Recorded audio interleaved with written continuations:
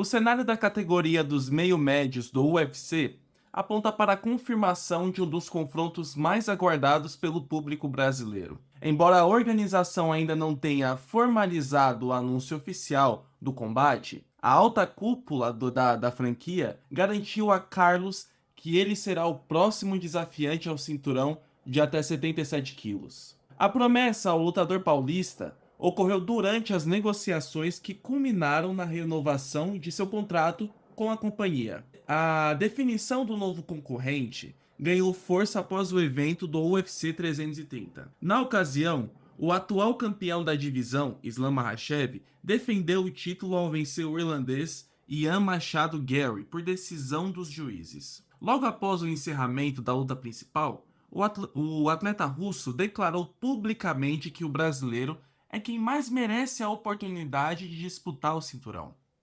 Makhachev elogiou o ritmo e o momento atual do paulista, manifestando o desejo de retornar ao octógono entre o final de 2026 e janeiro de 27. Bom, a confirmação do nome de Prates como principal candidato ao título alterou os planos para outros competidores da categoria. O equatoriano Michael Morales, que atuou como lutador reserva na luta principal do UFC 330, era visto como principal concorrente ao posto de desafiante. O próprio Prates revelou que a organização planeja dar mais uma luta a Morales antes de conceder a ele a disputa pelo cinturão. Com outros nomes importantes da divisão inativos, como Shavkat Rakhmonov, o caminho ficou livre para o paulista. O anúncio informal do combate gerou debates intensos entre comentaristas e torcedores, com correntes que apontam uma desvantagem extrema para o desafiante, o brasileiro.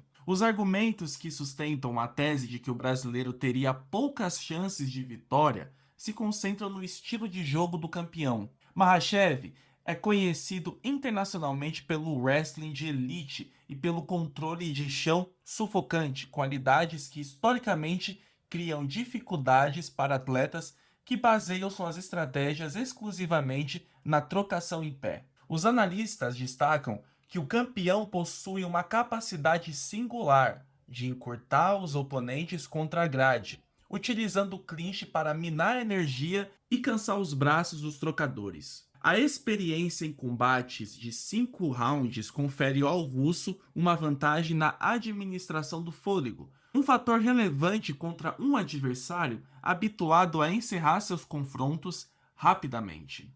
A guarda baixa de Prates, sustentada por seu jogo de esquivas, é vista como um fator de risco diante de um oponente que simula golpes em pé apenas para criar aberturas para quedas. Os dados estatísticos e o histórico recente do paulista no octógono fornecem a base para a corrente que defende a viabilidade de uma vitória brasileira. Carlos Prates construiu um cartel de 24 vitórias e 7 derrotas ao longo da carreira. Mas o desempenho dentro do UFC demonstra uma evolução assim enorme. O atleta da equipe da Fighting Nerds soma 7 vitórias e apenas uma derrota na organização, tendo conquistado bônus de performance em quase todos os seus triunfos no evento. O poder de nocaute do desafiante surge como o principal argumento técnico a favor de suas chances no combate.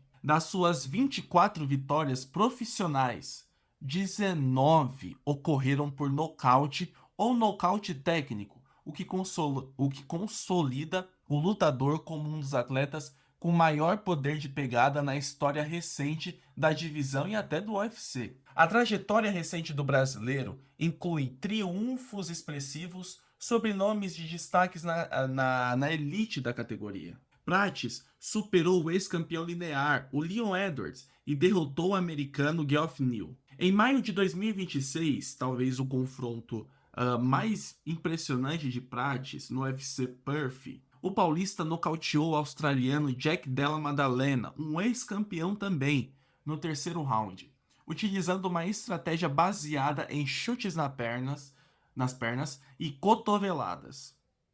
O retrospecto serve como argumento para analistas que comparam o poder de definição do desafiante com o campeão, visto que Makhachev precisou da decisão dos juízes para vencer atletas como Della Maddalena e o próprio Ian Gary. O único revés de Prates na organização ocorreu em abril de 2025, na luta principal do UFC Kansas City. Naquela ocasião, Ian Gary derrotou o brasileiro por decisão unânime após 5 assaltos. O irlandês utilizou a movimentação e os chutes para controlar o ritmo nos 3 primeiros rounds, mas enfrentou forte reação do lutador paulista nos 2 últimos assaltos. Prates chegou a balançar o adversário no final, embora não tenha conseguido nocaute. Mas a derrota para Gary é utilizada tanto por críticos quanto por defensores para analisar o futuro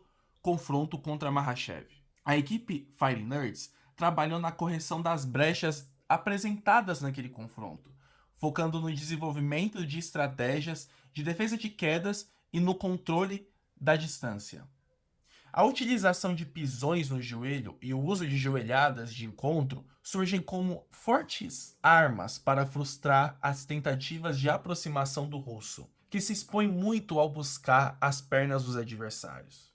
O confronto recoloca o Brasil na disputa direto pelo topo de uma das categorias mais competitivas do Ultimate. Detalhe, o Brasil não tem ainda o campeão nessa categoria na história. E o aspecto psicológico favorece o paulista, que entra na disputa sem pressão do favoritismo e embalado por uma sequência de nocautes sobre a elite da divisão. O embate testará a capacidade do striking de Prates, isso com certeza, e contra a eficiência do sistema de quedas do Daguestão, operado por Makhachev. Bom, isso tudo, esse sistema todo, define os rumos da categoria para os próximos anos. Sem dúvida, é uma luta muito aguardada e, como o próprio Carlos Prates falou, ele é o lutador talvez que mais tenha chances de ganhar do Makhachev. Não porque ele possui atributos técnicos para isso, apesar de ter, mas porque ele é o único que tem o maior poder de nocaute da categoria. E é o único que tem a capacidade de desligar o russo, que já sofreu uma derrota por nocaute lá no passado, tudo bem que faz tempo,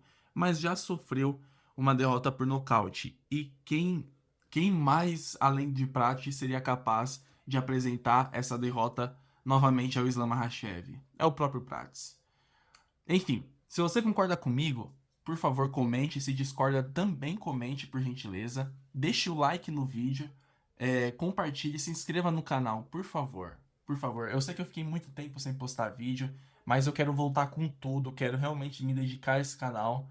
E bora lá, pessoal. Muito obrigado pela sua audiência até aqui. Nos vemos nos próximos vídeos, que graças a Deus serão bastante daqui pra frente. Tô realmente querendo muito continuar com esse canal e não parar. Tá bom? Muito obrigado. Beijão.